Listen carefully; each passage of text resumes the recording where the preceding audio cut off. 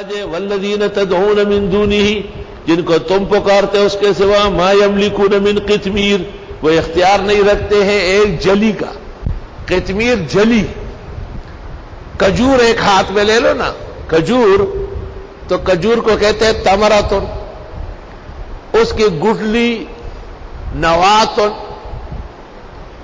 کھجور کے اندر ایک ٹک لگا ہوا ہے، اس کو کہتے ہیں نقیر، اس کے اندر ایک تار ہے، اس کو کہتے ہیں فتیل، اس کے اوپر ایک چمک والی جلی ہے، اس کو کہتے ہیں قطمیر۔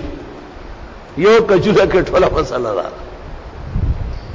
کھجور شام کو جو افطار کریں گے تو بہت جلدی منہ میں نہ ڈالیں، روزانہ منہ میں ڈالتے ہیں نا کھجور کھول کے، جہاں گٹھلی پر ٹک لگا ہوا ہے، کھجور کو کہتے ہیں لحم التمر، اور گٹھلی کو کہتے ہیں نوات التمر، اور اس کے اندر جو کٹ ہے وہ ہے نقیر، اس کے اندر جو دھاگا گزرا ہے وہ ہے فتیل، اور اس کے اوپر جلی ہے وہ ہے قطمیر۔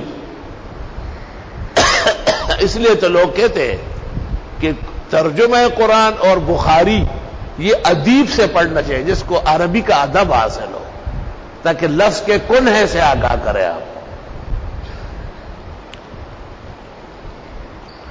فرمایا تم جنہیں پکارتے ہو اللہ کے سوا، وہ تو اختیار نہیں رکھتے ایک قطمیر کا، کھجور اور اس کی گٹھلی، اس میں جو کٹ لگا ہے نقیر، اس میں جو داغا ہے فتیل، وہ چھوڑو، اس کے اوپر جو جلی ہے وہ قطمیر ہے۔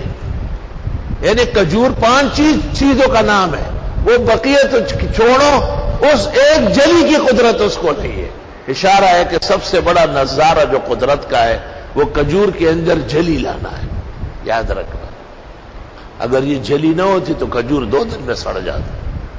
پلاسٹک میں بند کیا ہوا ہے،